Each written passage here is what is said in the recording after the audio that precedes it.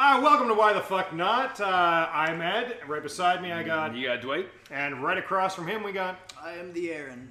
The Aaron, the one, the only. Yes. There is no other Aarons out there. Refer to me as the Aaron. The Aaron. So it's been oh, I got a fly come at me. I can't act like what the fuck. I wasn't just like... I thought you were slapping yourself in the face. Smack. Oh, why didn't I wake up? Take this. So it's been about, well, for you guys, 2 weeks since you've had Dwight here. Yeah.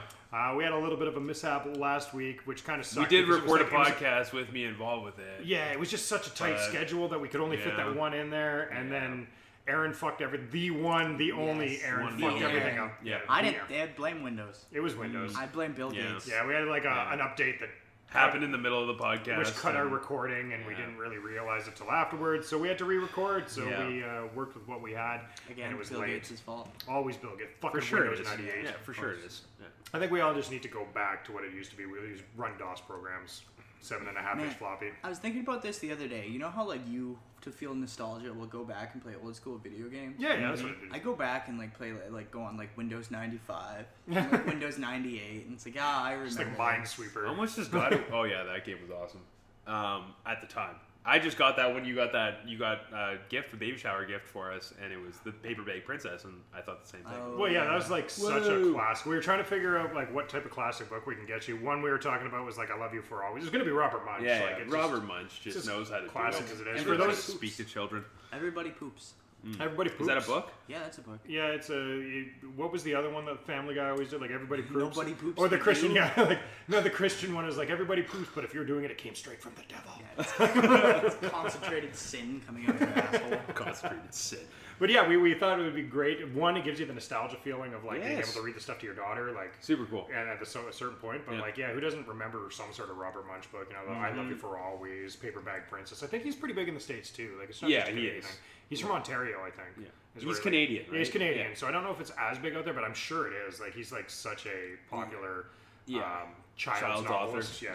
Yeah. I don't know if it's novelist. It's only usually like 10 author, pages maybe, or 15 authors, probably more. Yeah. Blogger. The original blogger. The original. Here's 5 pages. Enjoy. Guy could speak to kids though. Oh boy, yeah. Like, amazing books. When I was a kid, I remember him coming to like, and by kid I mean like grade 8 or grade 9. He came to like our classes and talked to all of us. He was kind of doing like a book tour. I think we had in one. Schools. Yeah, it happened all the time, and he would like talk about how he jammed a raisin up his nose so that he could like fool some girls in his class when he was a kid, and he would like blow it up, but it got stuck up there, so he had to go into the hospital to get the raisin taken out, and he wrote a book on it, like a child's book for it and stuff like that, and how he based his stuff. But at age I probably would have been 13 or 14, and then I was still involved with the way that he was a storyteller. And I think that actually probably shaped a lot of the ways that I tell stories these days, just from listening to him talking, not by his books, but like actually seeing how he interacts and talks with children. That normally is probably out of his demographic. It's a gift. What would read it, right? It's a gift to do that. Oh yeah, to be able to hold a conversation is a gift. We've been saying it for a while. The art of a conversation has been a dying form for a long time, and I think that stuff like podcasts are helping bring it back and helping get people into that type of stuff. So. But yeah, that's what got me back into it. Or got me into like having a conversation, understanding like the structure of a story and stuff. Is listening to Robert Munch talk about that. Sure, type of stuff. So, sorry, a little bit of a tangent on what my childhood was like, but I thought that was a really cool part of my life, and it was back when I was like a shithead, you know, like where I didn't care about anything, and that small. Did you guys ever do dancing in the park? Was that a thing for you guys? Yeah. Did Fred Penner show up? Probably. So this guy's like a child. We're going from author to singer, but he was like a child also Canadian, singer. right? Canadian, yeah. Sandwiches. I eat sandwiches all the time. Yeah, I love that song. I still love that song. And you just like have all these schools together. It's on rotation at his house right now. I love that song. Like I listen to it all the time. It's on my phone. I bought it on iTunes twice. Oh, I didn't need to. I think fucking I did it though. iTunes is the last place I give my money. We've talked about this. Yeah, no Apple. Apple nothing. Sorry about that. But I thought it's what a cool idea to grab like all these kids together, like all these. You know what I mean? They had like 2,000 kids in them. And you'd go in the park and just dance. Yeah. Like you'd spend a day in the park and just like a mosh pit. Just let the kids run free and just destroy each other. We just put them in a pen, we put a cage around them and just go! Give them some plastic swords. It's a great way to release energy, right? Yeah. That's what I was They'll thinking. tire themselves out eventually. Or beat themselves to death, one of the two. If you let your kids raise themselves, things will turn out great. We have seen this classically. They don't need parental guidance. Come on. It's a waste of time. Yeah. Exactly. You learn don't put pennies in sockets by putting a penny in a socket. That's right. Yeah, and now you know don't do it. Yeah, exactly. So Dwight, How was yours? Good, really good. I started my, like I've talked to you guys about, I kind of read you my blog, but I started my fitness journey again, I'd like to say. And it's not that it really ended ever, it just was, actually I can put say it on the ended. shelf for a little bit? I put it on the shelf a bit. I kind of got complacent and stopped working out, and I felt myself being groggy all the time and not so motivated, and so I thought it would be a good idea to hold myself accountable by starting a daily journal or blog or whatever you want to call it, and set myself a goal every single day and follow a workout regime and really start being conscious about my diet. So I started that, I guess it was 4 days ago now, and I know 4 days doesn't sound like a long time, but I felt like I got a lot off my chest by writing with the blogs, and I felt like I got some really good workouts in, and I feel lighter, and I feel more mobile, and I feel better about myself, and my brain's not as foggy, and I can feel the benefits already starting to kick in after 4 days, so I'm really excited to start taking this journey, and yeah, it's exciting. It's fun. So I've been doing that. I think that out of everything that I've heard you talk about over the past month and a half or so, this is one of the more excited things that I've seen you talking about. Yeah. Like you actually see the excitement in your voice. It's weird. Like you can actually physically see you're more upbeat. Your chest is out a little bit further. Yes. You're like a higher stature to it. And you can see it in the way that you talk and like you going through that blog. Like you were excited to just sit down and I just want to read share it to with us. you Yeah, guys. you wanted to share that, and it was a really written written. really well. Yeah. Oh, thank you. Again, regardless of the accomplishment of what you're doing with it, the actual writing process of it is you're doing a great job with it. And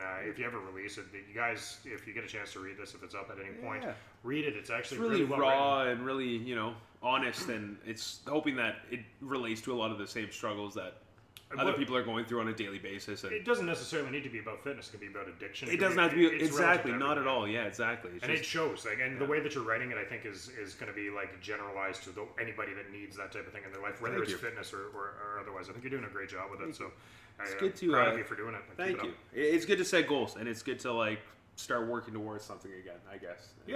And, it's easy to get complacent, and like I said, I think earlier on this podcast, or I've said before, it's what you need to do is just write down some goals and make sure that you're moving towards something instead of staying stagnant and doing the same thing every single day. So that's how I felt, and I know it's almost the worst feeling in the world. So I caught myself doing it. I was in kind of a slump, I'd say, for about 6 months or so, and as far as my fitness went, and as far as moving forward with I like how goals your and, slump is still better than our trying. Oh yeah. No. Well, you know what the thing is too is you don't understand, and I told you guys earlier today, it's you don't understand how good you feel and what your body is capable of and what kind of mental barriers you can pass until you start eating better and fueling your body properly and exercising properly and stretching and giving yourself some meditation time and really giving your body what it expects of you every single day.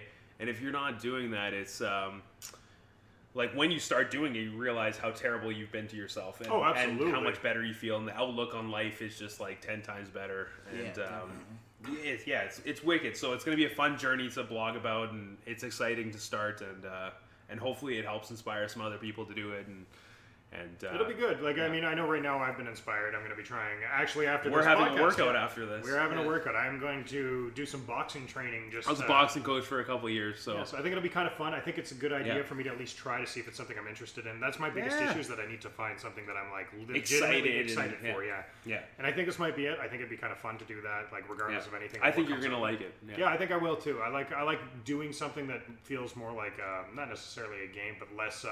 Sitting on a bike, we were talking about that. Bike totally. is so boring. Oh, totally. Yeah. I can do it.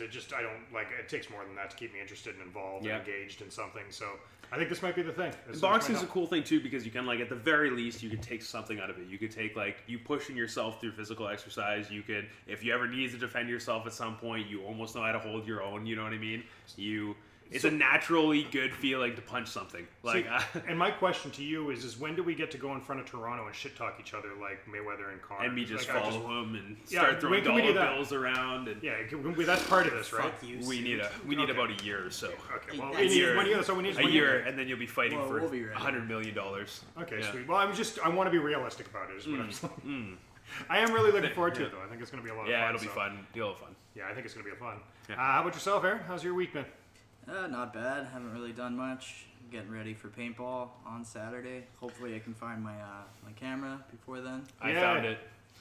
What? It's by the napkins on the smoking shelf. There it is. By my cigars. Really? You Yeah. found it? I always put my cigars, my half cigars down on that thing, So I and knew I I was like, put it oh, somewhere. is he doing some sick time lapse and recording how much I go for smokes? Just What's like he doing time here? lapse of you going Yeah, in and out. exactly. Send it yeah. to Christy. This is how much he's smoking. This is how many times he went out that day. Oh, well, that's Just great. make it look You like it son was of a 15 bitch. minutes. You went out for 33 cigarettes. What the fuck? Exactly. Did you throw it in the office or something? I did nothing with it because I thought you were doing a time lapse. Like, I honestly heard I you thought talk you were about it just the other playing day, with and I was like, Okay, well, I hope it's still there then. no one's gonna take it. It's still there. I'm sure of it. And if it Wait, isn't, we have motherfucking cameras that will show who took it. So basically, The it camera sounds can like watch the camera. like what you've been doing over the past little bit is like creating a new hobby, and then creating a hobby out of your hobby by doing these recordings and like It learning is. video editing. It Yeah. is, man. Seriously, that's I've awesome. been doing a bunch of video editing and like Premiere, and a lot of it's just like video game footage, which I've always sort of done.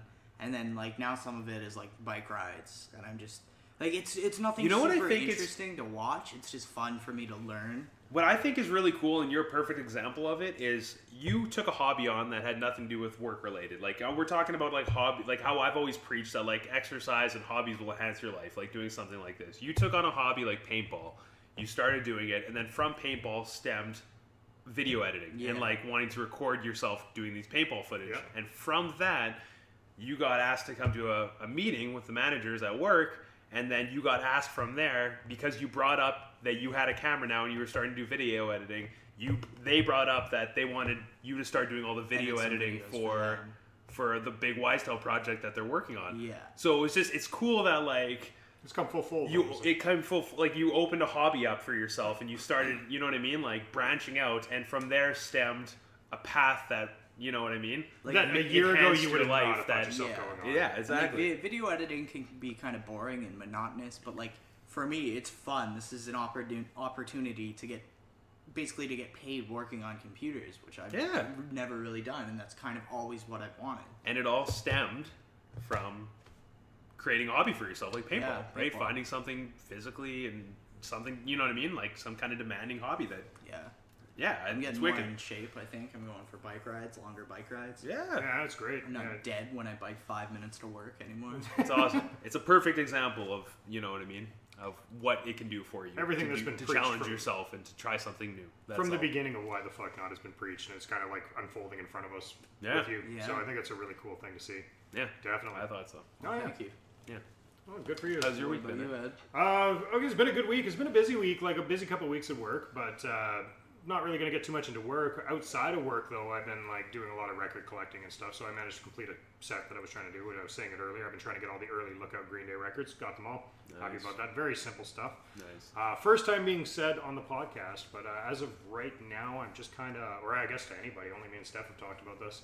I think I'm going to start looking into getting a student loan and going onto radio broadcasting and learning how to, Whoa. Yeah, that'd be cool. Yeah, trying fucking to learn- awesome. learning the editing process on that, learning how to advertise, learning how to Wicked. work mix boards, and then also learning how to actually be a host. Because like this is something we were talking about, like doing hobbies to move yourself Yeah. forward, and this is something I fucking love doing. Like, Yeah. I love doing this. It's And a you're lot an of fun. amazing host. Yeah, thank you very You have much. an awesome radio voice. Yeah, and I think it's going to be great. I honestly do. I think this know is- it's gonna be can really great. move me forward. So I'm not like I haven't even applied for anything yet. I'm just literally in the next But he's couple throwing days. his goal out there in the universe. Yeah, I want to throw it there so people hear it, and Yeah, now it's basically written down. yeah, Yeah. exactly. And I Hold want to yourself to hold it. myself accountable for it. Yeah. So next step is Wicked like goal. going to look into getting student loans to see if it'll cover something like radio broadcasting and stuff, and seeing what type of process I got to go with that. Yeah. So could happen in the next 6 months. It could happen in the next year. I don't know, Yeah. but I'm going to start looking into it That's now. something to work towards. Yeah, work towards, and that's Right. my plans anyway for the next little bit. But We do have schools for that here. yeah, we do. Yeah, we do. I think we have a Robertson College Mm-hmm. in the basement of Polo Park or something like that is based on radio broadcasting. I had a couple friends that took that a long I had a time friend ago. that did it too, and he's Oh, on yeah. 99 Bob FM right now. And then I got another guy who's on a radio station I went to school with. Same Red Robinson College he went to, and he's Yeah. doing he's headlining a broadcast in Dauphin right now too. See, and I think that's great. Like it could lead anywhere. Yeah. You know, like I have a friend that I work with. It would a while enhance ago. this podcast. Oh, I'm absolutely, sure, right? and that's Like, kind of like halfway the purpose of doing it is like I can help enhance this, and in the process start giving myself a career towards something that I've always wanted to do, and I've known I've always wanted to do, but I always felt like it was out of my reach. I've never been like my family's never been really into money, like a lot of money. Like we've always just kind of like not scraped by, but we've lived comfortably, but not enough to be like, oh, I'm just going to go to school for 4 years or something. Yeah. So I always felt like it was out of reach. Yeah. And we recently interviewed a person, and I've been thinking about doing this anyway, but we recently interviewed a person that's kind of like changing his life over. He's like about my age roughly, and he's like, yeah, I've been doing masonry for forever. I'm not doing it anymore. I want to come here and just work part-time, and I got a student loan. Student loan doesn't cover everything, so you need a little bit of extra cash to get yourself through. And I'm like, yeah, that kind of makes sense. You know, like student loans are supposed to help you live on top of going to school. So if I do that, plus then have a little bit of extra from the from doing like part-time or something, whenever it does come down to doing this, might be beneficial for me. And like, it just, I'm starting to realize that's a perfect goal, man. Yeah. I think that's amazing. I think that's so up your alley, and it's 100% your. I feel like it's your passion. It is. I feel like you're amazing You're at it. into music too. The music aspect of things is huge. But to be honest with you, know where it all stemmed from? Like the real like initial like I'm gonna fucking look into this was Kayla.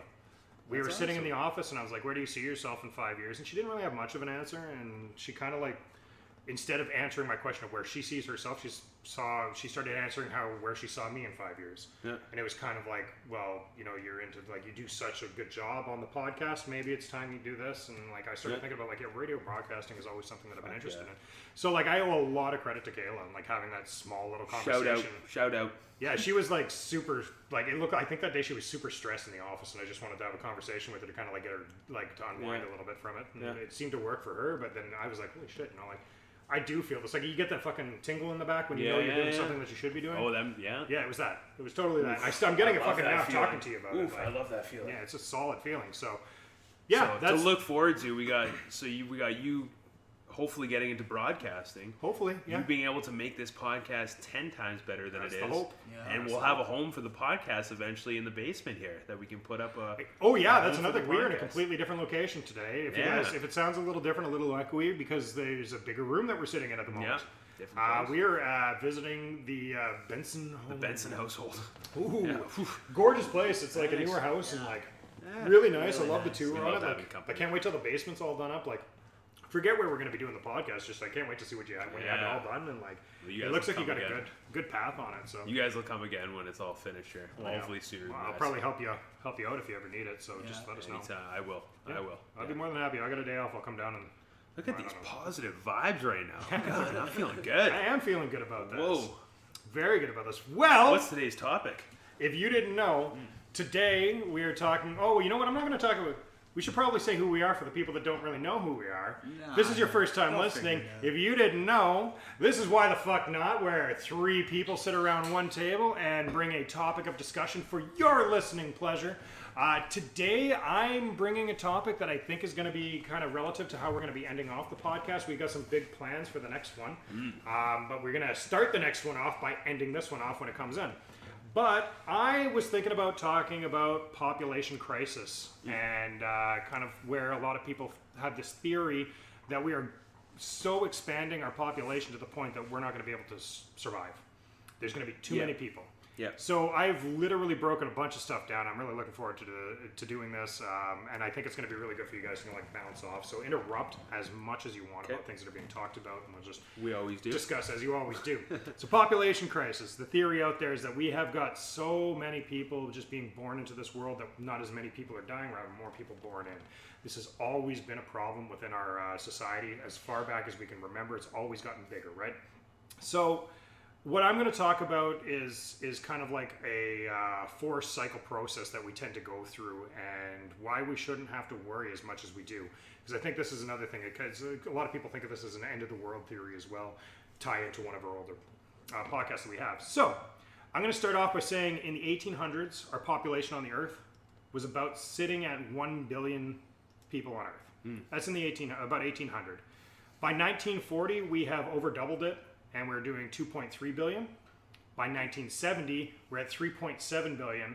And by last year's 2016, we're sitting at 7.4 billion people on this planet. So we're pretty much growing exponentially. Right? What's the equation? Like, how much do we grow per...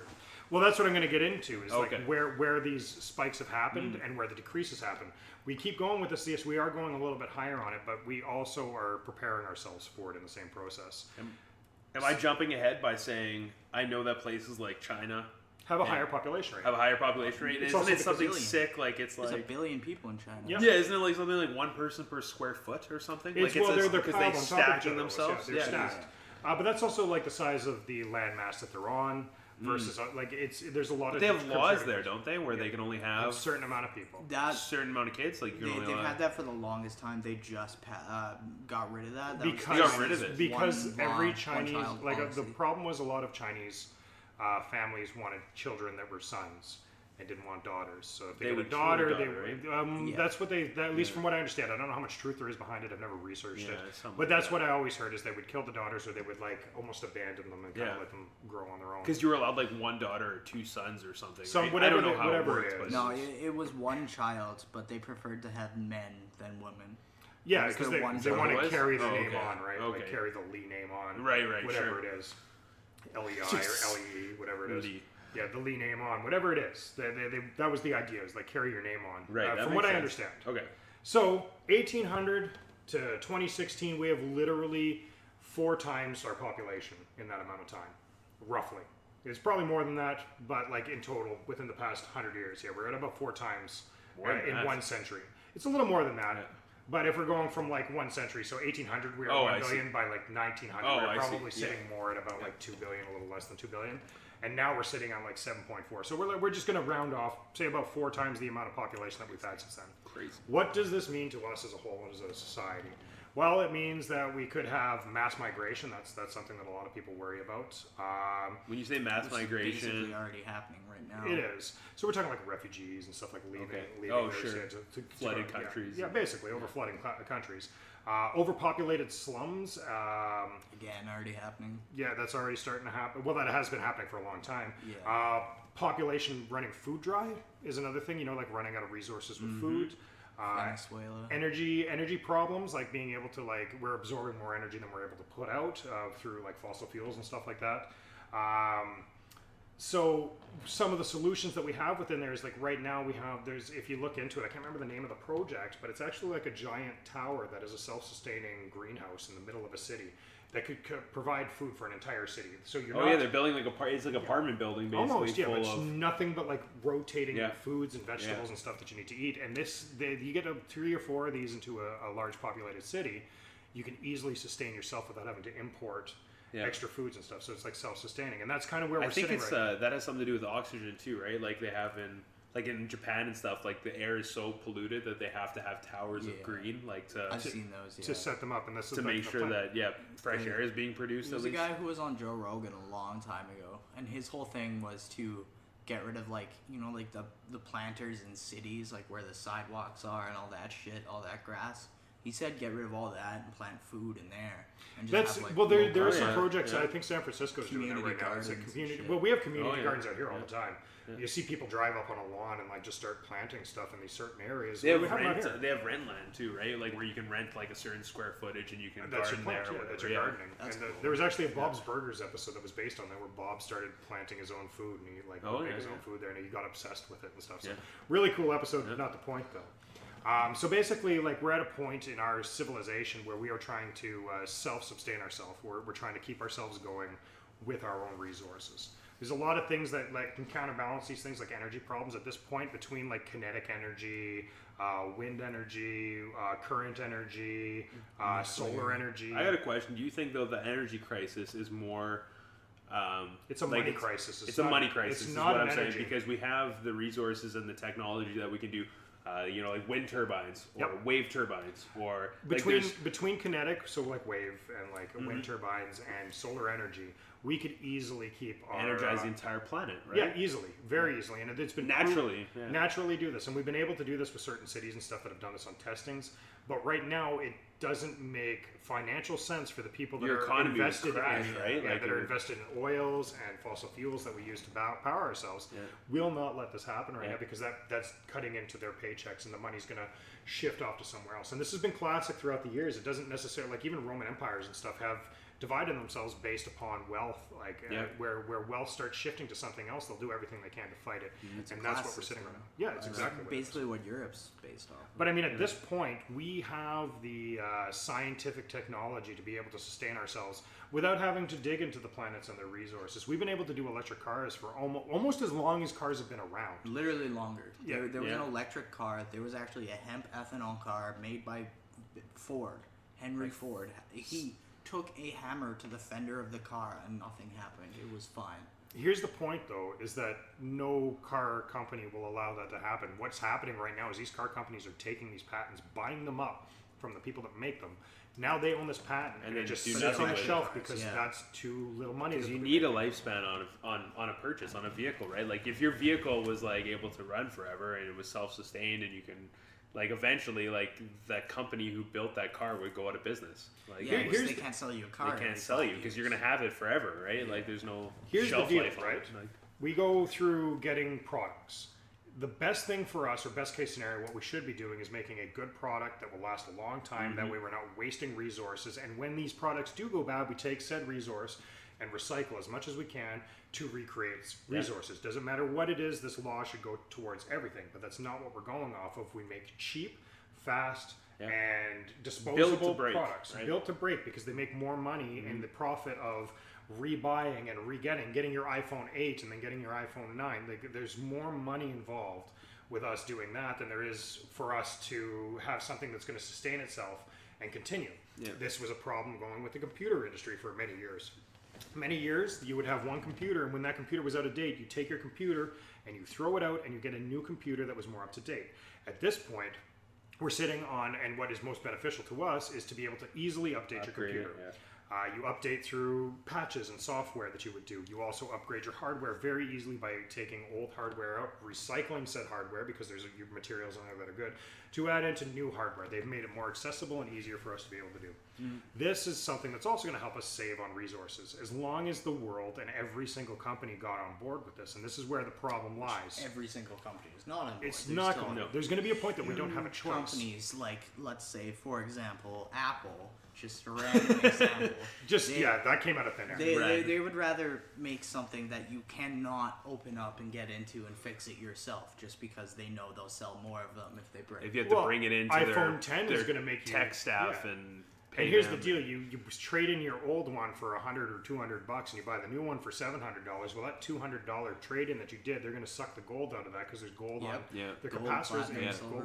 All those things get sucked out of it, and they use it to build up their next one. So there's the recycling process in there, but in the process, they take the monetary value of what you've earned in your pocket and they're absorbing it from you. They're literally taking your digital money, is essentially what we look at, because it's not real. Like actual cash that we deal with anymore. It's almost always a beneficial aspect for people to have this cash sitting within there. Sorry, we are having a crisis right now that we have to do. There is a fucking fly in here and it needs to go. It's going crazy. We need to pause for a second. And he got it. Goodbye, fly. We have won. I'm sorry, that had to happen, dude. I could Sorry tell about it was that just audio. there. Sorry, guys. He used my notes to do that. No fucking start swinging. So where we left off is places like Apple recycling their old material to charge you double the amount that you would actually get. If you knew how to extract the gold and silver out of your phone, you'd make a heck of a lot more money doing that yourself than you would trading it in. You could, but the problem with that is you need large stockpiles of these things. Agreed. And that's why environmental recycling like this, electronic recycling, does exist and it does take place. There are, like, Free Geek is a place in somewhere in BC. I only know of it because of Linus Tech Tips. But, like, you bring your old crap there and they'll separate all the metals from the plastics and then throw it where it needs to be so it can get processed and remove all the metals from it. Not even just like computers though. Like, you can talk about like furniture. Like furniture, you know what I just mean? as good. It's the same shit, right? Like, if you building furniture to break over time. Like, if you look back in like the 40s and the 50s, you would get like oak furniture. Right now, and it would last forever. Your grandma had her goddamn rocking chair her entire life. And she still has it, and she gave it to you. It's not made now out of you buy a rocking chair, and it's destroyed in like IKEA 5 and years. buy a desk, and it's like it's basically cardboard. It's chipping away, and it breaks. It's and it's cheaper to make balsa wood because balsa wood's made from the materials of wood that's been used for stronger products that you're spending more money for. Balsa wood's basically just the sawdust of that being pressed into a board. Really, it's all balsa wood is. But a lot of our stuff is built off of that. Not everything, you know. Like if you build your stuff yourself, it's a little bit better. What this does to us, or what we've been talking about at this point, and as a population, is us just kind of thinking, is this the beginning of the end? Is this where things are kind of like changing on us? Is this where, okay, we're going to get overpopulated, we're going to be stuck in situations where we're crime-ridden, we're trying to fight for food, we're trying to fight for resources that we don't have, And that's what a lot of this theory is based off of, is like kind of like, is it the beginning of the end, or is it just like a false sense of doom for us? I think no matter which way you look at it, there needs to be population control at some point or another. Like it has to, like this is, and I'm going to go into a conspiracy here. All right, I'm going to dip into a conspiracy. Okay, you're getting a little Alex Jonesy on me. I'm going to. Okay, like there's some things, like for example, like it's how the world works, especially if we're talking about America, right? If you're looking at like America, if you're looking at GDP and you're talking about like the GDP is almost like what determines if the country's doing well for itself or if the economy's falling and doing bad. By the way, for what's itself. GDP stand for? Gross dependent profits or gross dependent domestic product. Yeah, Product. product. So Okay. the higher the GDP goes, what corresponds with it is more sick people in hospitals. So the sicker people are in America, the better the economy is doing. Right? I am so happy you're more, talking about this. It leads into what I'm going to be going into. Yeah, our medical system is sure. The it's more there to sick help people there are, but it's you also want people there. to stay sick. Otherwise, if profit in everyone sick. was healthy in America, if everyone was healthy and thriving, and we had all these energy systems, our economy would crash. Like that's really just would. how it works. The healthier people are, the worse the economy is. The more sick they are, the better the country's doing. A major part of our economy is based on helping the sick people, and none of it is curing them. It's just helping them momentarily dealing with their Well, symptoms. and this was where my conspiracy comes in. If we're talking about cancer, okay, I know that this is gonna like wave a lot of flags. No, it's okay. It's a great topic to have on. Hey, if we're going This there, is- then we're going there. We're Yes, going we're there, already okay? there. We're gonna jump. We've in. jumped down this rabbit hole. Let's just go. Like the amount of funding that has been put into cancer research is disgusting. Now let's think, okay, we're gonna throw pros and cons. Let's just say we had a cure for cancer, okay? If we had a cure for cancer and there was an easy solution, like maybe it's smoking weed, okay? Maybe it's some let's just say it's a cheap say solution. maybe. Maybe, okay? Let's just say that was the case and we had less people being sick from cancer, which is like what the number one causing. It's right up It's there, high right? up And it's there, the yeah. most, and it's the very- most funding it's is a high goes cause to of death cancer rate, research. yeah. If that was taken away, all these nonprofit organizations, all these people not being hospitalized anymore because they have self-medications at home, if all that was taken away, the country would crash. The country would be destroyed, and there would be overpopulation in the country. Like, it would literally be the start of the end if we found a cure for cancer. Economically, yes. Economically. Right now, if I remember correctly, the leading cause of death is heart disease. Yes. Second is cancer, and the third would be Smoking. Smoking, I think, smoking, but it's and then cancer very short related. behind. And then you got like a high death rate on like drinking and driving and stuff like smaller things. But we're talking about disease. But a bonus statistic: the number one cause of death from heart disease in people under 40 is caused from cocaine. Yeah, That that one I makes didn't total know. sense, though. Yeah. Yeah, so like it's all subdivided in categories, but heart disease being the highest, cancer being very high up in the same process. But Yes. so I'm glad you guys brought up like medical and medicine that we've been dealing with for a long time, because it's going to go into the four phases that we've been going throughout history, and it happens all the time where we have spikes and low points. So right now in our current state that we're in, we are sitting on phase 4 of what would be the population growth that we go with, which is the cycle. good Phase 4 cycle, of the cycle. of the cycle. So phase 4 is where things get better. But let's just start off where our phase 1 kind of started. In the 1960s, we skyrocketed with the baby boom, partially based off of World war. War Yeah, II. people having that. So that is a contributing factor to it. But let's go even further back. Actually, before I even go there, there's other contributing factors aside from war that has actually caused baby booms and high population rates. And it also creates a lot of theories as to why it would be the end of the world and the way that things happen. But if we follow these patterns, we're going to be able to get away with this and understand what happens every time this occurs. It's been repeated several times through history, and one of our closest examples of it, a full cycle coming through, is only about from the 1800s. Okay, so right now, like I said, we have the four-step process that we've been going through. All countries go through this process. Some do it at different times than others. It's never been equally, every country goes through this at the same time. So I'm going to talk in the 1800s and the UK. So we're talking about the United Kingdom right now. The first stage of the bad situation was based off of poor diets and primitive health care. Okay, So families would no, not even family, just families in general. That's what I thought family would In be. the baby boom, when people have it, they would have 7 children because about 25% of them are not going to survive past adolescence. So they get their 7 children, and they're going to end up having 5 out of it or 4 out of it because the health care that they have is not very good. They have poor sanitization, especially in the 1800s. And they needed kids to work on their farms. And That's shit, the right? other Like, thing that too. was- That's why they had the needed higher amount. free labor, cheapest labor you can get. Exactly. Yeah. So that's kind of how this started, the first part of the cycle. So people have lots of children because they know that the mortality rate isn't very high. There's a good chance that they're going to pass away long before they hit adulthood. Lots were born, lots dies. Families had an average of 4 to 6 children, and only 2 would make it past adolescence. And this is statistical facts of what was happening. Now, that's not very good. That's odds. in the 1800s? This is in the 1800s, Okay. yeah. Then we had the industrial age happen. Okay, so we went from having peasants to having workers. People are starting to make money. A society started to Middle become class is formed. well, yeah, that's just it. Society started to become a self-reliant, like with farming and having products that equal money into other people's pockets and allow you to kind of like repeat the cycle. We have mass production, which makes everything ready available. That's including food, clothing, everything that to help you survive.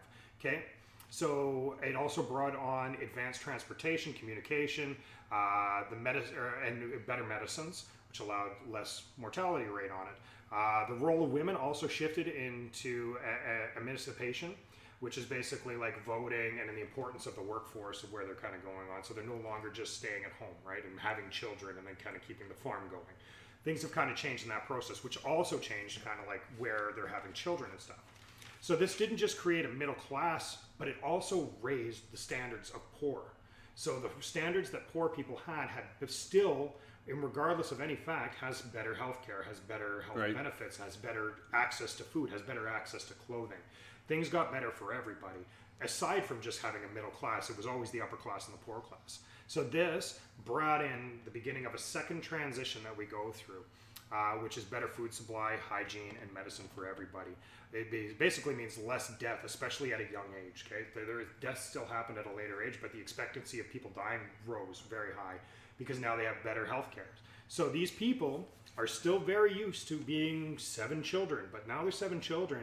6 or 7 of them are living, right? Yeah. So this continues on. This is the beginning of the second transition, which is just normal. What can we date this to then? This is about 7 or well, I don't have the exact 1920s-ish or something. No. We're still in the 1800s at this point. So less death, especially at a young age, result in a population boom. Okay, so it shot up, and the best example I can give you is between 1750 and 1850, we doubled our population. Okay.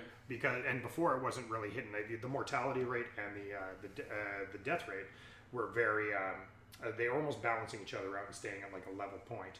But now that we have these extra things, our population has grown. Reason a lot of kids, only a few would survive, and that changing would be the big thing for them. So stage 3 wasn't too far off, right? These stages are very slow in between each other. So stage 3 is we now have babies surviving more, so the children that were born out of, we'll say, those 7 people don't feel the same need to be able to have 7 children. They drop down to 4 children, and this is a continuing process that happens. By stage 3, when stage 3 ends, we're starting to see a balance starting on things, okay? So the balance being that we don't need to try and have as many children to have as many survival rates, so they're going down to like 2 or 3 or 4. Fewer. The balance also goes within. I'm sorry, I'm trying to losing my thoughts here for a second. So the balance that you're getting from this is they're starting to realize and starting to learn from the past mistakes of like, oh, maybe we don't need 7 children anymore. We're going back down to doing like 2 to 4 children, and this is where stage 4 comes in. Stage 4 is balance. Now these people aren't having their average of 7 kids. The average has dropped down to 2.5 kids, okay? Now we're starting into the 1900s. We're hitting about 1920s, 1940s, and balance has started. Okay, this is the earliest sense of the 4-step process that we go through, or the closest one that we have to us to be able to realize what's been happening on. So this just wasn't in Britain, okay? This was everywhere on Earth. Every single country did it. They all did it at different rates. It was basically, just to recap, poor living conditions equals more death, increase in living and less death by as a baby, fewer deaths equal fewer births, and we get balance. That's the small just of it for where the cycle goes through. Okay. If I was to cut you off for 2 seconds, do you think that it's a bad thing that people are living longer than they need to be living? Like, is it a bad thing that like people can live to 110 years old now? I don't think it is. Opposed to 20 years old or Well, I don't- 30 years old? Or, I don't know if it would be a bad is that thing. part of the crisis? It depends on their quality of life. Quality of life is a big aspect. But of if we're talking about like overpopulation, is that something that's is that a bad thing that is like it's playing it's like a contributor to like the crisis of overpopulation? Is how we have developed to the point that we can live to 110 years old? Like, is that part of the crisis? I don't know if that's so much part of the crisis. Like, it may be part of the panic of people thinking of it like that. But I don't think, because like death is death regardless of where it is, and it's a matter of death outbalancing birth. If the two things are happening, like in 1 year we have we'll say like 180 million people died in a year in total, like for whatever reasons, and then we had 140 million people that were birthed. Like it's doing its balancing, right? Okay. So like the time in which they live doesn't necessarily contribute to the factor of the crisis, but it does contribute to the theory of the end of times because of the amount of people that we have. Like people get that theory of like there's so much more people on. But now you see people having babies and stuff when they're like 40 years old. That's the thing. Like you're having babies a lot later now in life than you were. And they have higher risk of things when you're born later. Yes. Absolutely. Right. And that's just it, right? Like as we grow on with our society and our sciences, our medicines are getting better. And like I mean, regardless of like we were talking about cancer earlier, where cancer is like, oh, we don't have a cure for it. Okay, that's fine. But other medicines that like you don't hear people dying of polio and stuff like that anymore, or not as often. It's like it's a very small amount. Smallpox isn't a epidemic anymore. So smallpox is just a vaccination you have to deal with. Yeah. And that's kind of where we're sitting with the medicines. So like nowadays we're sitting on the same cycle happening. Okay, in the 60s we had the baby boom. That would be from the war and stuff like that. By the 70s, the kids that started having fewer kids because they realized that the war isn't happening anymore. We don't need to try and like stockpile on what we're doing. We also have a lot better industries that farming isn't necessarily the thing that you need. We have machines and stuff that are helping us through all these things. So by average, from the 1970s, we were sitting on about 5 kids on average. So this is our nowadays times. To today, where we're sitting on average being about 2.5 kids. So we're talking like 2 kids, maybe 3 kids on the odd family here and there, on average. A lot of people choose now not to have children and stuff. So we are starting to see a slow decline in population, which is exactly... Is that what's happened? Yeah, we're on a very slow decline in population, which happens every single cycle. Really? And of course we're going to continue growing, but within 100 years, we're starting to go down again. And then it's going to spike and it's going to go down. It's going to spike. When is the last time it's dropped in history? What is it, before the 1800s then? It was at the last spike from the 1800s to the...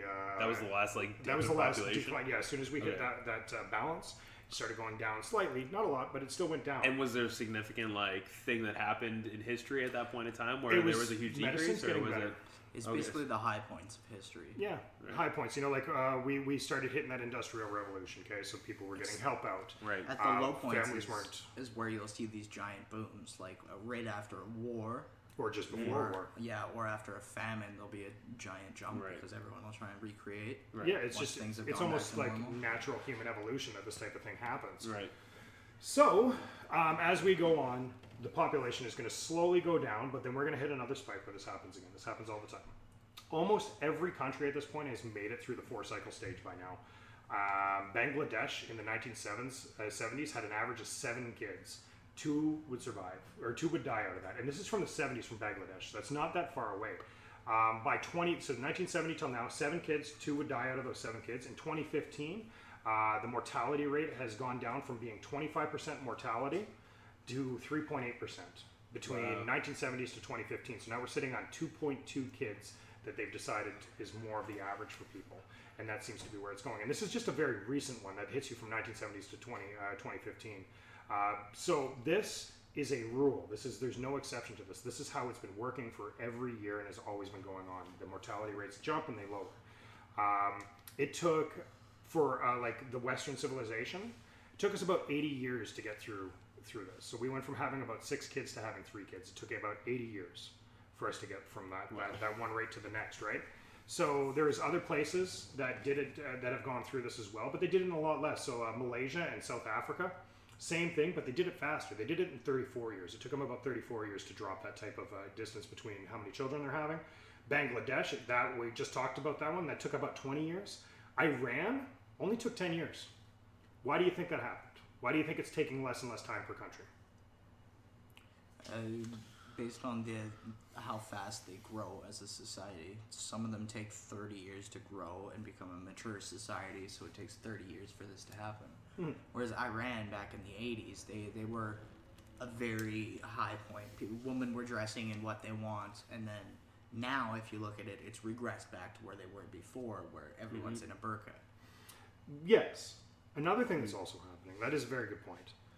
Another thing that's also happening is that we are kind of sistering them as a Western civilization. Yeah, we are helping them with their medicines. We are helping them with this thing. And it's beneficial for us as a society to be able to help these people through these population crises and helping them out, giving them the medicines that they need and all these things to continue on. That helps us out because then we have a less migration rate. We don't have refugees like constantly trying to sneak in. Where it's an issue. Not that that's a whole different thing to talk about, but that's still something that does happen within these rates when they're really high. So us as a society, it's much more beneficial for us to take that. It took us 80 years. Well, we're going to teach them how we did it. Now they're doing it at 34. Well, those people are teaching the next. Now it's going 20, and now it's going 10. So we're helping these other places kind of like go through this 4-stage process a lot faster than what we were able to do. And it's just kind of like all of us piggybacking off of each other and helping it out. And that puts poverty right now is at an all-time low of ever. We have never had such low poverty than right now. I can't tell you the exact statistic on percentage-wise of what it is. For sure, though, you got to assume, right? It is the lowest it has ever been at this point. So with extreme growth will come to an end based on patterns is what we're trying to say. It's like we do have extreme growth, but we're already at the point on stage 4 where things are starting to go down. And what happens in the future and why we think that myself personally, I think is going to help us is we're sitting on more educational means higher. Like we're getting a higher education for our people that's just going to give us a higher medical rate. It's going to give us a higher resource rate. We're starting to realize that, hey, we can't burn our energy the fucking way that we've been burning it for so goddamn long. We're going to try and find different ways to gain energy and to keep ourselves sustained and growing. We have better care with less poverty and less need for more children. So we don't need to have as many children. I think right now on average, like I said, we're sitting at about 2.5. It's not that unheard of that we might hit 1.5 to 2 children on average per family. And that's just going to continuously drop as we have less and less. So we're not going to have another big spike and boom probably for another 80 years or so, give or take, depending on when the next revolution happens within medicine or a major tragedy. War. Those things are all contributing factors to it. That may get us our next boom. So I think that it being a crisis isn't so much a crisis as we think of it to be a crisis as it is just patterns. And I think a lot of crises that we have are based off of patterns and things that kind of like continue itself. Global warming. Yeah, global warming. A large part of global warming is cyclical. It happens in cycles where things get hot and then get cold. Sure, we're contributing to it with the amount of fossil fuels and that shit, but there's people freaking out saying it's all us, and it's like, I don't think that's true. There's no way that it could be all us because it's been going on for centuries. Yeah, it's not just right now. Like right now, we're sitting. If my global warming information is a little less, but I think what they're saying is that we're moving up 3 degrees from what the original thoughts. Which a lot of people are like, oh, 3 degrees is like that's fuck all. Like no, that's you huge. Don't understand what 3 degrees can do to a planet. Yeah. It is fucking huge. It's big, but it's also happened before. This is nothing new. This is evolution. This is what has happened to us. This is what's happened to us before. We've managed to get through it, and I think we all are able to work together as a society, regardless of some people, money-wise and money-grubbing, wanting to keep doing things the way that we were doing it, the primitive way that we were doing it. And that's always going to happen. We're always going to have people that have the money in mind, not the environment in mind, and that's always going to happen. Yeah. Same thing with population. We have people that have money in mind, not population in mind. It always comes down to a dollar that's going to make a difference in our society of what's happening. So what happens at the point where, like, say if you don't have an epidemic, though? Like, if you don't have something that's going to wipe out the population? Like, I guess a good thing to know or a cool thing to know would be how much can we populate on this planet? Like, how many people will it take to populate this planet where you're like, there's nowhere to fucking move, there's not enough resources, we have to leave here, or people need to die? Like, at what population point would that be? Well, I don't know. And using what your 4-stage equation, when would that happen in history?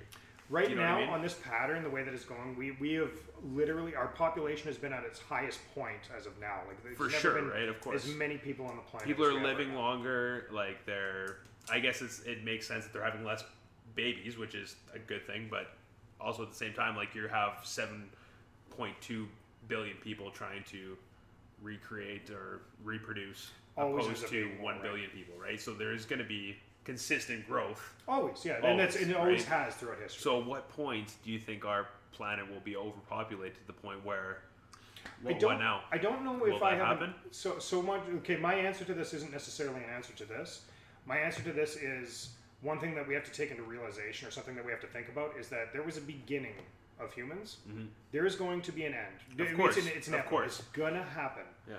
How does it happen is kind of like we don't know exactly how that's going to be. Could it be population? Could it be like us running out of It's our a really resources? cool follow-up from last week's podcast, though. Yeah, to absolutely. think that, like, I think we didn't even take into consideration that, like, an overpopulation on Could the planet end- could end- end the world. takes our food. If we're not smart about it, if we're not strategic about it, we can lose food resources, energy resources, And, like, housing resources, like everything. Yeah. We can literally run out of all that if we are not strategic and thoughtful enough to take our scientists and our science into consideration as to what we should probably be doing next. Mm-hmm. And I think that's not to like jump down the throat or jump on the fucking bandwagon of hating Trump, because that fucking wagon is full.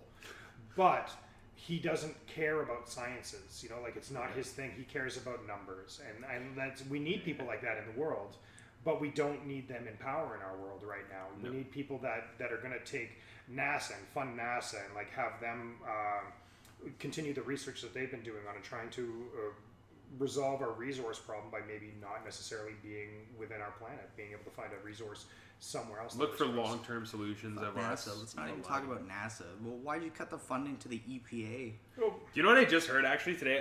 When I was listening to the Joe Rogan podcast, it was something like $4.6 trillion was unaccounted for in like 2016 taxes spending. government spending. Yeah. 4.6 trillion, and the country's what, 20 trillion in debt. So a quarter of the debt has been gone unaccounted Because for. no one knows. quick question. That's unreal. What happens if we just, as a society, all decide there is no debt? That means we have no money left, because all of our money is based off of debt. It's how much money we gain upon interest of a fake debt that we have, right? So wiping all debt means we literally have no money. We couldn't do that. It's an impossible thing. You can never do that, right? No. There's always going to be someone who owns something that will always. I don't think It's we impossible. could have a podcast about population without talking about depopulation. Absolutely. Conspiracies. Because there are hundreds of Oh yeah. different theories about this Releasing out viruses. the theories I hear all the time are Bill Gates is planning to get rid of half the population. You will always hear shit like this. Why Bill Gates? Because- Why would, like, seriously, why? No, I'm Because just, he's rich and Yeah, he he's has the not money. the only He has a rich shit ton of person. money. Like, there's a lot of he's people the that are... second, possibly third richest person in the world. But Bill Gates also is like a weird dude too, man. He's like It's in because kind he's of a a culty. philanthropist. Yeah. It's because he goes to Africa and spends millions of dollars on malaria research. Yeah. and He does a polio. lot of funky shit, man. Yeah, so people like to think he's also made some creepy statements about he thinks there should be a lot less people in the world. And like, sure, you can He's say not that. the only person that does that. I know, but when you have $80 billion and you say that, there's a lot of people who go, this motherfucker's gonna take us out. Okay, so let me flip a role here. Let's say he's got about $80 billion. We'll just say that's what he's got. Somebody That's that's what got I just saw. $580 million and says the same thing. Does it not hold the same relevance as the $80 million person? Like, where's the cap that statement means? I think something power more is than the more other? than $1 billion. monetary value as well, though. Like, sure, Power, money, but yeah. I mean, also at the same time, like Bill Gates It's is 'cause he Bill does- Gates, right? Like, we know who Bill Gates is, whereas I don't know who. Like, his influence on the Like on what he says is a lot. Person. Jeff Bezos is worth more. Putin's probably worth Probably tons around more. there. Now, people think Putin's the richest guy in the world. Well, he owns the country almost. He basically does. He basically does. He has an island worth $2 billion. Can we address the elephant in the room that Putin's a really funny name? I like that name. I just don't know. It's I like Putin. Putin. He's It recently kind of said sounds like a that he has- sexual act, doesn't He has it? no Yeah, plans kind of of. stepping down as president. That's Well, okay. I mean, that's any president that I'd be doesn't terrified. have a Be like, all right, forced- whatever you say, yeah, man. any yeah. tyrant. Yeah. Yeah, that's just how it is. Like, I'm Castro was the same fucking thing. Now, have you heard of the Georgia Guidestones? I've heard the name. I don't know much. You'd have to explain it a little bit more to me, but I do know of it. I've heard it before. They're basically these random rocks in Georgia. That, Oh, that these elite people go Yeah. and meet at. Yeah. No one knows where they come from. Alex Jones was actually the first guy to report on it, wasn't he? Yeah, Alex Jones was actually the first guy to report on a lot of shit. Yeah.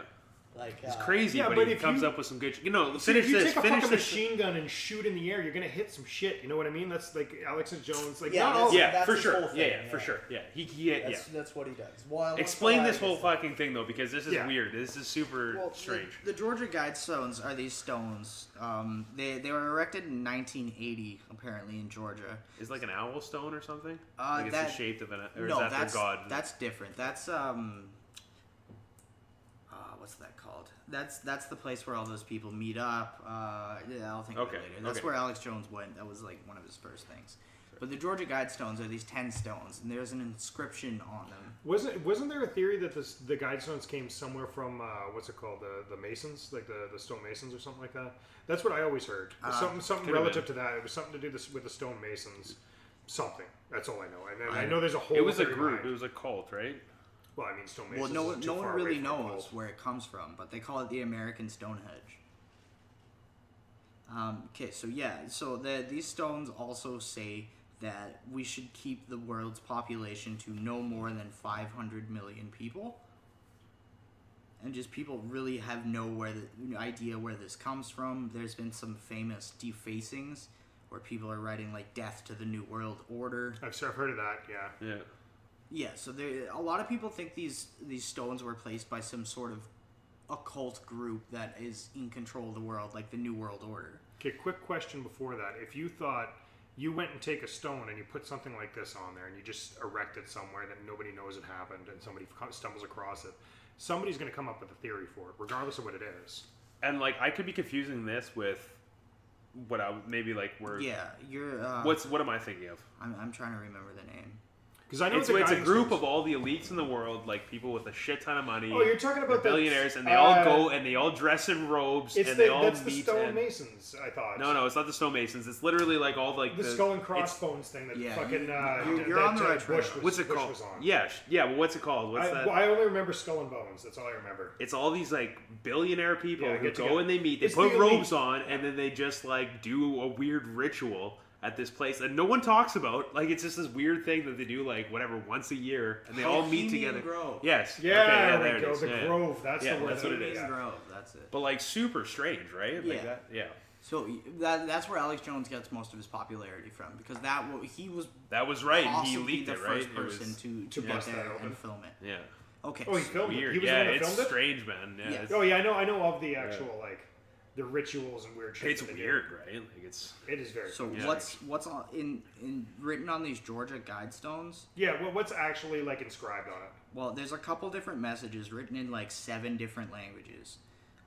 Maintain humanity under 500 million in perpetual balance with nature. Guide reproduction wisely, improving fitness and diversity.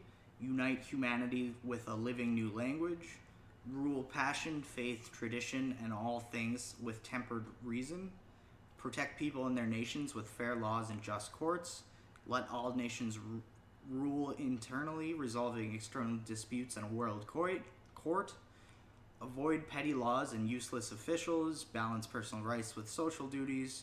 Prize truth, beauty, love, seeking harmony with There's a the lot of infinite. good points on there. Well, I was Be just not gonna a cancer of the earth. Leave room for nature. Leave room for nature. Here's what I'm getting at. There's a lot I of. don't think that's so much a rule as it is a guideline that somebody, a very intelligent person, Guidestones. Georgia Guidestones. yeah, put it out. You know, like this is probably rules we should maybe live by, but it's a guideline.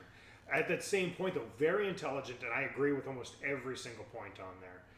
Maybe the population thing being the only thing that I don't know I fully agree, because 500 million population, we haven't been at That's that for, we have a bigger planet than that, and It's enough been- resources for more than that. You'd assume, right? Like You'd think so, yeah. Yeah. So like aside from that, I agree with all that stuff. But if you look at where we're sitting at today, we're following. But if none you of think it. like 500 million people, at least it would leave like a better equilibrium or a better balance between humans and nature.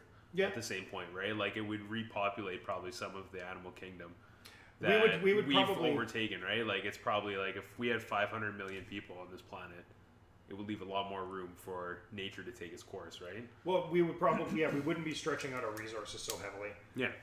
Definitely, we would see a repopulation within the environment, like Yeah. just trees and Yeah. and animals, and like just going back to like nature essentially. So it's not It's solid. I mean, think everything on there is like something that's good to be talked There's about. a lot of theories, though, that believe it's satanic in origins, and this is the 10 Commandments of the Antichrist. How would this be the 10 Commandments of the a Antichrist? fair court. That Everybody be good to each other. The devil That's wrote Satan this. talk. Well, if you think of there's two different sects of Satanism. There's Satanism, which most people think of, where it's like rule the devil, God, and fucking metal, and then there's true Satanism, which is do whatever you want to do as long as it hurts no one. Yeah.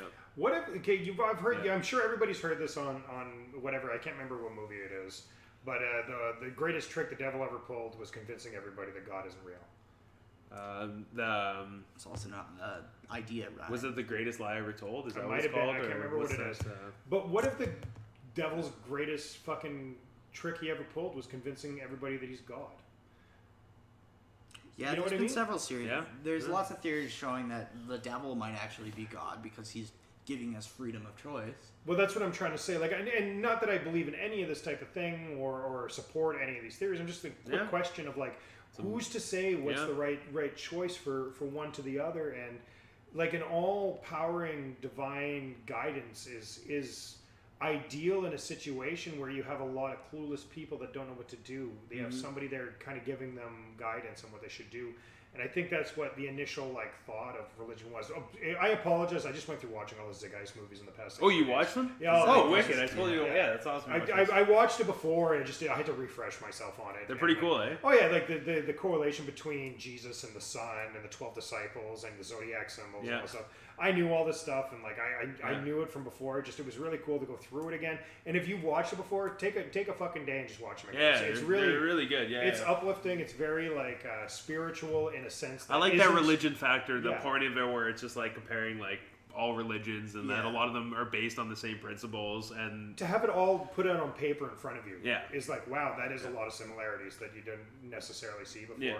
And my personal objective on or my own thoughts on religion is like, if it's for you, then fucking go for it. Go balls Yeah. deep in it. Yeah. Like, good for you, because then you have a guideline that a lot of people don't have, and ace is high on that. I'm just not going to buy into it because it's not something I truly believe. I think that my own guidelines based on myself and what is relative to the moment that I'm living in at that point. if you want to like watch a really cool movie on that, just because we're talking about this, is The Man from Earth. Have you ever watched that one? No, I haven't seen that one. So they got like a scientist in the room. It's a bunch of professors from a university basically sitting in the room, and one of the professors is super religious. Okay. And they all bring up I mean, like, I don't know if I should should I give a spoiler? Do you Spoiler wanna give a warning. spoiler? Spoiler warning. Okay, so at the end 3, of the, 2, 1, shut it off. at Go. the end of the movie, the guy who's talking about like religion basically is claiming that he's Jesus. At the very end of the movie, you see like it's just a guy, and he's talking about like, I made a story a long time ago, or this is how I did, and this is how I survived, and basically all his like his main arteries rejuvenate over time,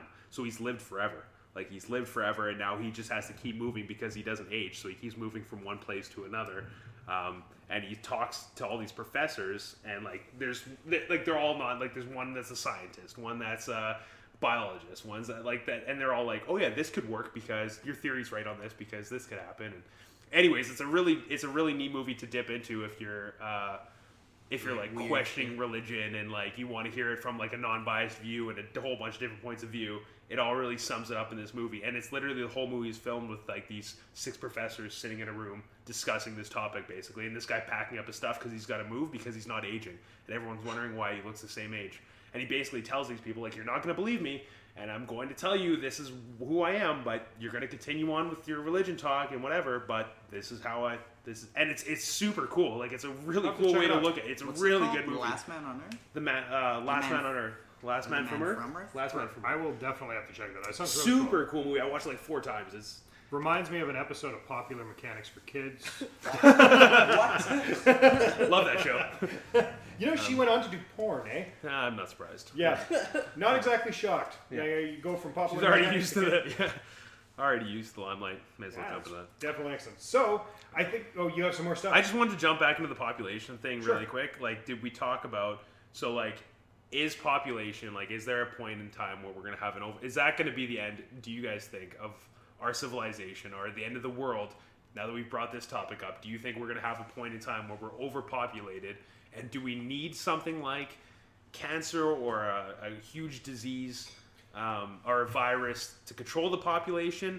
Or if we had perfect Medicare, we kept bringing up these education, like this great education on on all these students, and we started to live to 130 years old, is that going to be the demise of our society? I think that evolution will take care of itself. Yeah, I honestly think, we are going to continuously have evolving diseases that are going to help wipe out some of the population. It sucks, but it's happened all throughout history with the bubonic plague, with smallpox, we're already starting to see it with there's going to be something that's going to be controlling malaria. Has killed 99% of the people who have ever existed. Exactly, and this is what I'm trying to say, is like these things will continue to pop up and we will continue to battle them, but every single time we hit a high growth population, they tend to pop up more because there's a lot more people to catch these new evolved But is it versions going to of be the viruses. government who releases this virus? I'm pretty sure it's going to be fucking Bill Gates. Bill Gates himself. He's going to release an update for Windows 10. He has money. Windows 10 is going to give you malaria on the next fucking on version 1.7. We're calling it now. Yeah. Windows 10 You heard it here creator first. update. Why the fuck not podcast? That's awesome. Honestly, though, I do think that I think our Something population is will going to take care of itself the way that it has in the past, and it always has. It's always There'll be kind of some sort of catastrophe. when things are too populated and there's too much stuff going on, something will get The universe will introduced. be in its way. Yeah, something will get introduced to knock it down a little bit. Okay. And that's usually where it's sad to say, but the wealthy survive. The wealthy ends up staying longer because they have better health care, better resources to medicines and stuff, and they're going to survive. And then it's just going to continue this process. And then we're going to go into the 4-stage process again because people are going to start having more kids to last longer. And then that's going to get fixed. Never-ending cycle. And it's going to be an ongoing Either cycle. the wealthy are going to survive, or they're the only ones who are going to be wiped out, and the people who can actually fend for themselves are going to People who survive. know how to build a that's a fire solid- outside will live. Yeah. It's Yeah, going to be the one of fucking those survivalist two. out there. We're gonna have Yeah. like 3,000 Bear Grylls everywhere. It'd be fucking great. And then you Everything's can have you gonna buy all smell those like products from fucking the Duck Dynasty fuckers. Oh, yeah. That'd be great. We'll be good. Duck Dynasty fuckers. I'm gonna go find them right away. We'll like go call ducks for whatever the fucking reason we get billions of dollars. We'll be fine. We just need to follow the Duck Dynasty rule. Since we're talking about the end of Z World, we got Stephanie who's going to be here. That's going to. Do you want to explain it? Absolutely. Yeah. Well, you met Stephanie, my wife, there last week. It was a great podcast. You know, it was a nice impromptu podcast. But we are bringing her in because we have got such a good fucking podcast ready for you next week. We are all having an open discussion on the end of the world. I think this is going to be a very good like practice for us to do.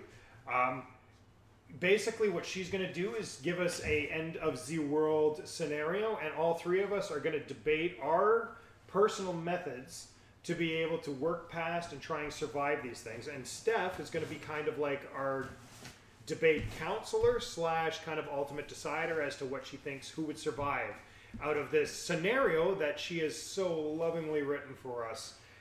And spent a couple weeks on. This is something we attempted last week, but it got cut off, so we're super excited to do this and have. Can we blame it on Apple? I think this is fucking. We'll find a way. Okay. It was on Windows, but I'm pretty sure it was Apple. Yeah, Pretty sure it was Apple. Yeah, it was Apple update on our Windows. But yes. So anyway, world. Here's Steph. Hey, so they already kind of know the scenario because I told them the last round that got cut off, but I kind of refined it a little, so it is slightly different, but I'm just going to go over it for you fine folks so that you know what's going on. I used to be on forums for apocalypse stuff like years ago, so I did some refresher research, And in this research, I found out that if you try, you can differentiate zombies 350 ways. That's a lot of different kind of zombies. There's like big dick zombies, small dick zombies. Well, you got. I don't think that's what differentiates Well, them. I got, thought that was like- the big difference. No, what it's- else? Is there anything else that matters? So it's like all I know about fast, zombies. slow, That's what I thought it was. You know, like whether it rots off or not, it's still the size that counts, right? infected, possessed, fungal, undead, reanimated, voodoo, Romero, headshot, feral, intelligent. Headshot. Yeah, but you can take them out with a headshot, or you can't. Headshot zombie. So like the death Yeah. of the brain versus not a death hungry of the brain. for flesh or brains or warm bodies or whatever. So there's as many zombies as there are genders. I get it. Yeah. Yeah. Pretty much. Yeah. 2? Yes. There's only 2 zombies. God damn it. Okay, so let's set the scene. It's been a month since shit hit the fan, maybe more. It's hard to keep track sometimes. Society as we know it doesn't exist. It died when horror movies became real. The only news we get is over the radio, and that is a special treat, knowing there are still people out there not focused on what's in your bag. Okay, wait. Let me start a little before that. So you never really listen to the local news. You watch Netflix and YouTube, and you listen to podcasts. So when Facebook starts talking about a meteorite hitting Canada, you had to look up the science articles. It was real. As the rock lurked closer, it was easier to calculate the trajectory. Central Canada, maybe Saskatchewan, nope, Manitoba, southern Manitoba. You're thinking, please hit the middle of nowhere. Please hit Transcona. They're Sorry. already zombies. They've already been infected. It breaks up in the atmosphere. Most of the larger pieces land in the south part of Lake Winnipeg. I'm just kidding, Transcona. We love you guys. We love you. The surrounding towns prepare for a busy winter season. Everybody wanted to find a piece of black gold, because do you know how much space rock goes for? Everyone was excited, until flu season. It happened earlier than normal, but whatever, it's flu season. Get the vaccines out and tell people to drink lots of fluids. Flu shot advertisements started in Winnipeg in response. Just the usual. Until the front page of the paper. Rabies outbreak, suspected in Lake Winnipeg area. The journalist doesn't know what they're talking about. It's not rabies. It's just rabies-like.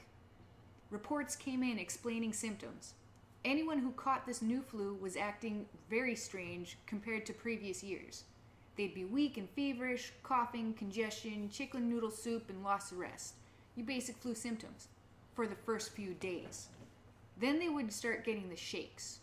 Those would turn into jerking motions. A lot of the sick were being strapped in bed to stop them from hurting themselves and those around them. They started getting aggressive, yelling, lashing out. Disease control was out there. An actual quarantine happened. A quarantine. When's the last time you heard of a real quarantine? Can you believe that? News for the area wasn't much. Reports stopped. Just the usual government bullshit about it being taken care of. Nothing to worry about. Get the flu vaccine. Blah, blah, blah. It was maybe a few days when the military was called in. We've all watched enough movies and read enough stories to know this is when you start to worry. To top it off, flu season started in Winnipeg. So now you have an entire city population flooding hospitals and clinics, looking at each other like you're a monster or something, and stocking up on TP and water. Everybody on Facebook is joking about zombies and survival tactics. Katanas sold out overnight. Then it happens. A nurse gets bitten. Then another. A mom gets bitten by her sick kid. Uncle Harv jokes about Aunt Lisa jumping out at him from bed. She got me pretty good, he says. We've all seen how this goes on the big screen. You yell at the characters for being stupid. People panic. Riots, looting, paranoia. The police try to regain order. Government calls martial law, from the safety of secret bunkers, of course. People slowly realize this is not a joke. This is, in fact, reality. They stop going to work. Utilities run on autopilot. No one goes outside unless it's incredibly important. You definitely do not go outside if you have a cough or look even kind of sick. That's how you get yourself killed. Nobody knows what this is. All we know is what it looks like. No one wants to call them zombies. While the internet was still up, people started calling them Zed-heads. Sounds like something a kid would come up. It's the internet. People are scared. Everyone was saying shooting them in the head works temporarily. They say to use high caliber ammo, but you don't have a gun. Removing the head is the best way to stop them moving around. If you see a body, do not approach. It's still contagious. They bleed too. Getting the blood inside you makes you sick, and we don't know how to stop it yet. They seem more interested in passing the infection on rather than eating. They don't seem to get tired, but will investigate or chase if they're given stimulus. At this time, it's just noise and motion. They don't seem to be any faster or stronger than a normal human. And nobody knows if the animals are affected yet. It's now spring in Winnipeg, and you and a bunch of other survivors have been holed up in the upper floors of an apartment near St. Vital Mall. You all knew people would try to leave the city, and that panic would be more dangerous than just waiting it out. But you're running out of food and water. You've been carefully scavenging the abandoned building, but you're running out of apartments, and you're starting to come across them more often. You can leave the apartment at any time. You are never physically trapped. You have your kit, whatever that comprises of. You're unsure if they are dead, undead, or some weird kind of living. It hasn't been long enough for noticeable rot to set in. Again, destroying the brain does not seem to affect them permanently. What do? It's been a month since the panic started in Winnipeg, and what's been your strategy up to this point? And the point of this scenario is to restock and find a safe place. Now, do you have any more questions? Okay, we all got one question. I think we decided. Oh, come on. I got like 3. I got 3 too. Okay. Aaron, how many do you have? 0. Okay, perfect. All right, Dwight and I are splitting up as 1 into 2 more questions each. I'm going to give 2 questions. I'm going to do questions. Okay. One is, what type of zombies are these? Can we categorize them now at this point? There's 350. We've talked about types of zombies. I mean, out of the story, yeah, we're looking at a zombie that brain damage isn't hurting it. It may temporarily slow them down, but it doesn't hurt it. It doesn't kill it. So we're looking at the undead. They aren't. Okay. They don't gain any superhuman abilities. Are they fast? Are they slow? They are the same amount as what a human would be. So they can run as fast as a human. They can run as fast as a human, but they don't get tired. I hope Bolt doesn't get fucking infected. They can run as fast as a human can. Okay. Or can't if they were disabled before getting infected. They can smell, see, hear, just normally. So, like, if you're a mile away, they're not going to be able to smell you. If you're wearing camo and you're in the forest, they're probably not going to see you. They don't have, And then you said we have our kits, whatever's in them. Do we decide what's in our kits? I think so. Yeah, so that pretty much, it's been a month. So whatever you've been using to survive. For that month is in our kit? For that month. Like, just and our kit's got to be obviously we got to be able to carry it, or whatever. Like, if you've been holed up, if you've been holed up in this apartment for a little while, so you have your kit and whatever you've been stocking up on. So it doesn't necessarily have to be something that you can carry, but it would be suggestible that you are able to carry it. Okay. First of all, not so much a question as it is a statement. Your piece of paper says 50 Shades of Hay on it. It's got a horse and fucking drag. That is awesome. How did you notice that? That is true. I saw it and it was like mesmerizing as I was going on. All right, 50 Shades of Hay it is. Okay, first of all, can you give me a percentage of population left in, we'll just say in Winnipeg, just to, like, how much do you think are still alive versus how much are zombies? Well, because of the way that information has been passing, it's very hard to tell. But there aren't very many alive.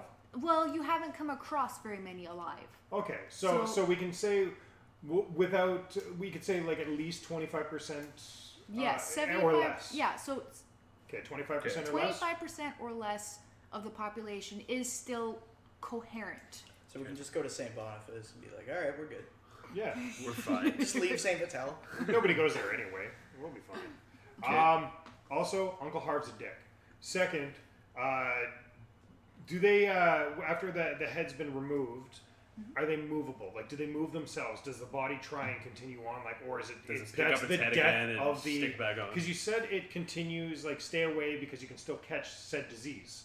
Is it because they still move and could scratch you, or is it because that they still like protrude whatever this virus is off of them? So at this time, reports are unsure why it's still contagious, but it does stop moving. So it doesn't try any self-locomotion. If you remove the head, it just stays there. The head will still move for a short time. Okay, so it does die with the removal of the head eventually. It doesn't die. So it's it still just alive. stops moving. It stops moving. So the if body- my last question The on that. body stops moving, but it is still contagious. But the head But you can still get infected by it. continues. Okay, do they need to eat to survive, or do they just continue on their? Good At question. this point, it is known that they do consume. But do they need to survive, or do they stop moving and they're dead if they do not consume? We don't know yet. Okay. The reports have not confirmed or denied that. This they question stopped. is very relative towards one of my ideas of what I'm going to do. So. Because you have to understand that all of your information comes from what you had off the internet before it went down and what's coming over the radio. Okay. Okay. I think I got my questions. Yeah. In. You Aaron, sure you you got don't any have questions? anything? I think I'm good. It's like, I know what I'm doing. And as a side I've been note, through this before. So I've done we've this twice, agreed- fuckers. Have fun. we've all agreed that if they do come up with questions after this podcast, that they can ask me, and I will then reiterate that question to the other two and give them all the same answer at the same time.